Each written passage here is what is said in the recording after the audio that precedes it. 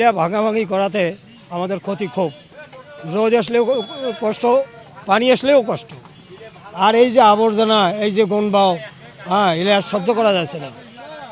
তারপরেও আমরা কষ্ট করি, ব্যবসা করতেছি। ভাঙার পর থেকেই এটার কোনো উদ্দেশ্য খবর নাই, শেড করি দুয়ের সে কোনো খবর নাই। এইভাবে কতক্ষণ থাকা যায়? দেখেন এই যে কম কিরবেল কিনুছি, কিরবেল টেকে না, বাতাস কতক্ষণ থাকে। এইভাবে এই যে জঙ্গল, মনে করেন একটা খোলা মার্কেট হয়ে গেছে, খোলা মার্কেটত কোনো একটা ইজ্জত আছে? আমাদের ব্যবসা করা অসুবিধা। আমাদের এই যে একটা গরু জবাই করি, ময়লাটা ফেলার মতো জায়গা নেই, অপরিষ্কার জায়গায় আমরা কিভাবে একটা কি করব।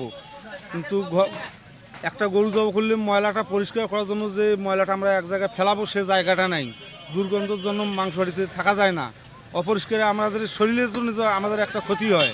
আমরা কিভাবে থাকবো?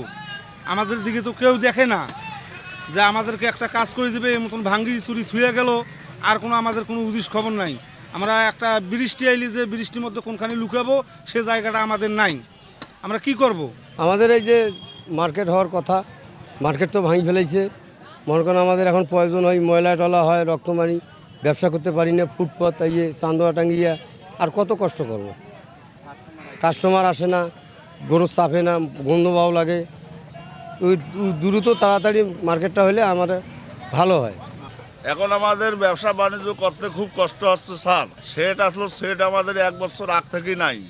এখন যে ব্যবসা করতেছি আমরা, খুব ঝড় ঝড় বৃষ্টির ভয়, রোদের ভয় স্যার, খুব কষ্ট হয়েছে আমাদের ব্যবসার।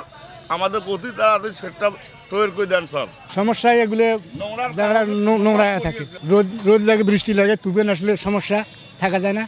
কাস্টমার ময়লার কারণে আমাদের কম বর্তমানে এই অবস্থার কারণে।